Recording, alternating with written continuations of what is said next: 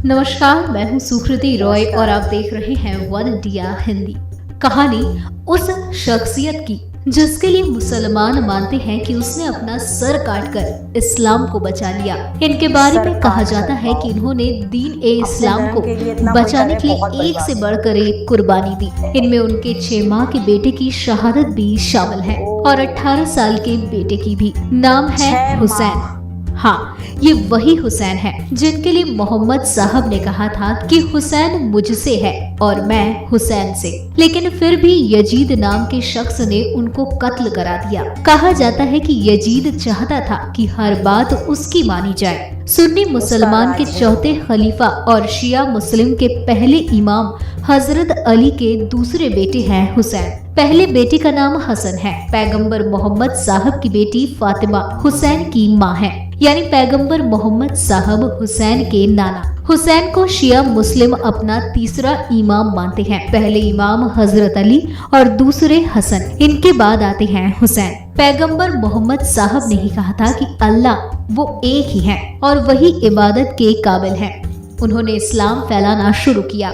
तब लगभग अरब के सभी कबीलों ने मोहम्मद साहब की बात को मानकर इस्लाम धर्म को कबूल कर लिया था। मोहम्मद साहब के साथ जुड़े कबीलों की ताकत देखकर उस वक्त उनके दुश्मन भी उनसे आ मिले, लेकिन उनसे दुश्मनी दिल में पाले रहे और यही दुश्मनी मोहम्मद साहब के दुनिया से चले जाने के बाद सामने आने लगी। पहला हमला उनकी बेटी फातिमा जहरा पर हुआ। जब उनके घर पर हमला किया गया तो घर का दरवाजा टूटकर फातिमा जहरा पर गिरा और उसके जख्म ऐसे हुए कि 28 अगस्त सन 632 में वो इस दुनिया से रुखसत हो गयी। उस वक्त हुसैन करीब 6 से 7 साल के थे। इनके बाद पैगंबर मोहम्मद साहब के दामाद और फातिमा के शौहर अली को भी दुश्मनों ने कत्ल कर दिया। रमजान का महीना था, 19वां रोजा था। मस्जिद में इब्ने मुस्लिम नाम के शख्स ने तलवार से उस वक्त अली पर हमला किया जब वो नमाज पढ़ रहे थे। वो तलवार जहर में डूबी हुई बताई जाती है,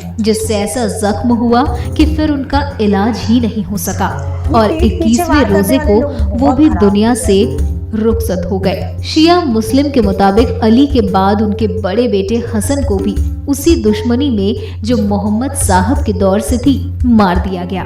कैद करके रखे गए हसन को जहर देकर शहीद कर दिया गया। बता दें कि किताबों में मिलता है कि 4 मई 680 ईस्वी में इमाम हुसैन ने अपना घर मदीना छोड़ दिया मक्का जाने के लिए। वहाँ वो हज करना चाहते थे। तब उन्हें पता चला कि दुश्मन हाजियों के भेष में उनको कत्ल कर सकते हैं। हुसैन नहीं चाहते थे कि काबा जैसी पवित्र जगह पर खून बहे। वो वहाँ से चले गए। वहीं दूसरी वजह ये भी थी कि दुश्मन उनको चुपके से कत्ल करने का इरादा लिए हुए था कि किसी को पता न चले। मुस्लिम इतिहासकारों के मुताबिक हुसैन चाहते थे कि अगर उनको कत्ल किया जाए तो जमाना देखे और वो खुद तय करे कि कौन सही और कौन गलत है। वो एक ऐसे जंगल में पहुंचे जिसका नाम करबला था।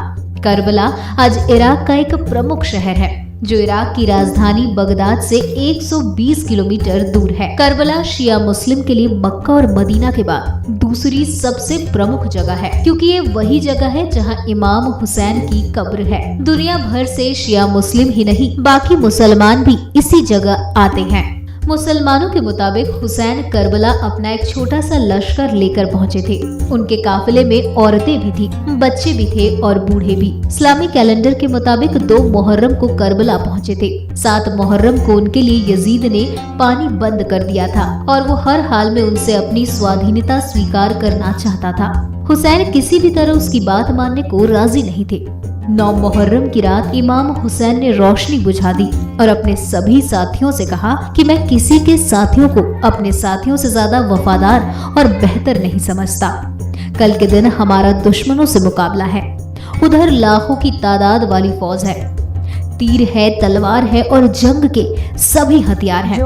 उनके मुकाबले मतलब जान का बचना बहुत ही मुश्किल है। मैं तुम सबको बखुशी इजाजत देता हूँ कि तुम यहाँ से चले जाओ। मुझे तुमसे कोई शिकायत नहीं होगी। अंधेरा इसलिए कर दिया है कि अगर तुम्हारी जाने की हिम्मत ना हो ये लोग सिर्फ मेरे खून के प्यासे हैं। यजीद की फौज उसे कुछ नहीं कहेगी जो मेरा साथ छोड़ के जाना चाहेगा। कुछ देर बाद रोशनी फिर से कर दी गई, लेकिन एक भी साथी इमाम हुसैन का साथ छोड़कर नहीं गया। इसके बाद दिन छिपने से पहले तक हुसैन की तरफ से 72 शहीद हो गए। इन 72 में हुसैन के अलावा उनके 6 माह के बेटे अली असगर, 18 साल के अली अकबर और 7 साल के उनके भतीजे कासिम भी शामिल थे। इनके अलावा शहीद होने वालों में उनके दोस्त और रिश्तेदार भी शामिल रहे। हुसैन का मकसद था खुद मिट जाए, लेकिन वो इस्लाम जिंदा रहे जिसको उनके नाना मोहम्मद साहब लेकर आए। 71 शहीद हो जाने के बाद यजीद ने शिम्र नाम के शख्स से हुसैन की गर्दन को भी कटवा दिया। बताया जाता है कि जिस खंजर से इमाम हुसैन के सर को जिस्म से जुदा किया गया, वो खंजर हुंद धार का था और ये सब उनकी बहन जैनब के सामने हुआ। जब शिम्र ने उनकी गर्दन पर खंजर चलाया तो हुसैन का सर सजदे में बताया जाता है, यानी नमाज की हालत में। मौलाना मोहम्मद अली जौहर ने लिखा है, कत्ले हुसैन असल में मर्गे यजीद है। इस्लाम जिंदा होता है हर करबला के बाद। मुसलमान मानते हैं कि हुसैन ने हर जुल्म पर सब्र करके जमाने को दिखाया कि किस तरह जुल्म को हराया जाता है। हुसैन की मौत के बाद अली की बेटी जैनब ने ही बाकी बचे लोगों को संभाला था, क्योंकि मर्दों में जो हुसैन के बेटे जैनुल आबेदीन जिंदा बचे थे वो बेहद बीमार थे। यजीद ने सभी को अपना कैदी बनाकर जेल में डलवा दिया था। मुस्लिम मानते हैं कि यजीद ने अपनी सत्ता को कायम रखने के लिए हुसैन पर जुल्म किए। इन्हीं की याद में शिया मुस्लिम मुहर्रम में मातम करते हैं और अश्क बहाते हैं। हुसैन ने कहा था, जिल्लत की जिंदगी से इज्जत की मौत बेहतर है। फिलहाल इस वीडियो में इतना ही। ऐसी ही कई अन्य जानकारियों के लिए बने रहिए हमारे साथ। बिल्कुल सही बात है। जिल्लत की ज़िंदगी से इज्जत की मौत बहुत अच्छी है। और जो अपने धर्म और अपने लोगों के लिए कुर्बानियाँ देते हैं ना, उनकी कुर्बानियाँ कभी भी ख़राब नहीं जाती है, मैं कहूँगी।